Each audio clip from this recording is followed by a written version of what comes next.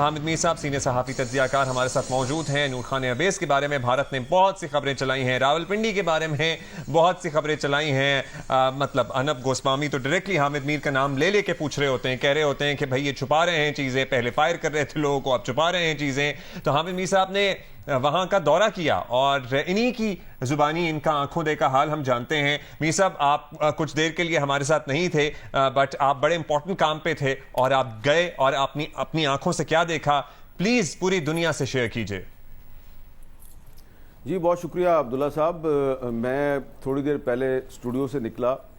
تو میں نے یہ فیصلہ کیا کہ مجھے راولپنڈی جانا چاہیے اور نور خان ایئر بیس کے ارد گرد کا جو علاقہ ہے اس کو وزٹ کرنا چاہیے.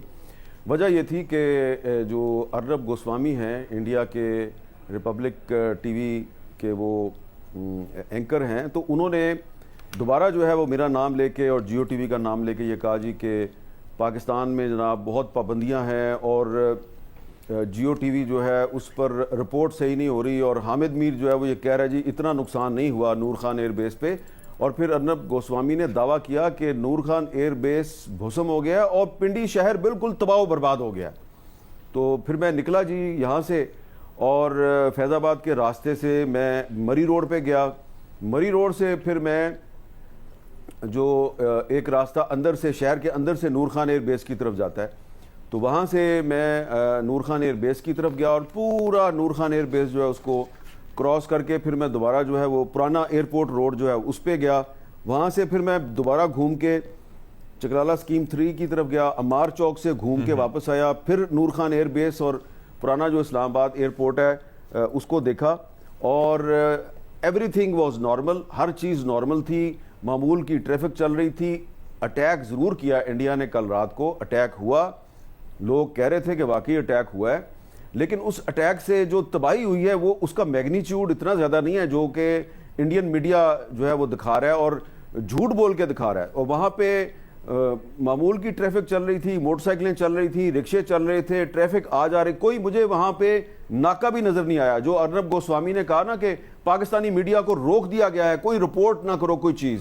تو میں نے وہاں پہ اس کو ویڈیو بھی بنائی, وہاں پہ جو بھی صورتحال تھی مجھے کسی نے نہیں روکا. تو یہ صرف ایک مثال میں نے آپ کو دیا ہے کہ جو انڈین میڈیا جھوٹ بول رہا ہے, بار بار جھوٹ بول رہا ہے, تو ہم نے جا کے آن گراؤنڈ وزٹ کر کے اس کو دیکھا اور ان کا جو جھوٹ ہے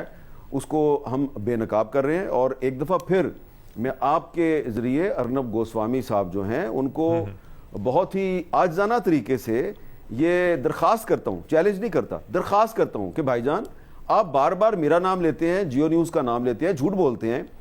کبھی تو اپنے کسی دعوے کو سچ ثابت کرنے کے لیے کوئی ایویڈنس پیش کر دیں. میں نے اب آپ کو غلط ثابت کرنے کے لیے میں نے ایویڈنس پیش کیا ہے. میں گیا وہاں پہ راولپنڈی نور خان ایئر بیس کے ارد گرد گھومتا رہا, مجھے کسی نے نہیں روکا. میں نے اس کی ویڈیو فلم بنائی, وہ کلپ جو ہے وہ میں نے سوشل میڈیا پہ بھی شیئر کر دیا ہے. ہو سکتا ہے وہ آپ کو بھی جی ہمارے یہاں بھی چل رہا ہے وہ ساتھ ساتھ آپ کی گفتگو کے, تو آپ کی بھی اسکرین پہ اگر چل رہا ہے تو آپ ثابت کریں نا. اب آپ ثابت کریں کہ آپ نے جو پہلے دعویٰ کیا تھا کہ میں نے اپنے کوئی 3-4 کولیگز جو ہیں ان کو نوکری سے نکلوا دیا ہے, نہ تو آپ اس کو صحیح ثابت کر سکے, نہ ہی اب آپ اس دعوے کو صحیح ثابت کر سکتے ہیں. تو آپ بار بار غلط ثابت ہو رہے ہیں, تو اب کوئی تیسرا جھوٹ نہ بولیے گا, ورنہ پھر اگر آپ تیسرا جھوٹ بولیں گے میں پھر آپ کو غلط ثابت کروں گا, میری ہیٹرک ہو جائے گی آپ کے خلاف. تو بہتر یہ ہے کہ اب آپ خاموشی اختیار کریں اور آپ کے ہوش و حواس پہ حامد میر اور جیو نیوز سوار ہے,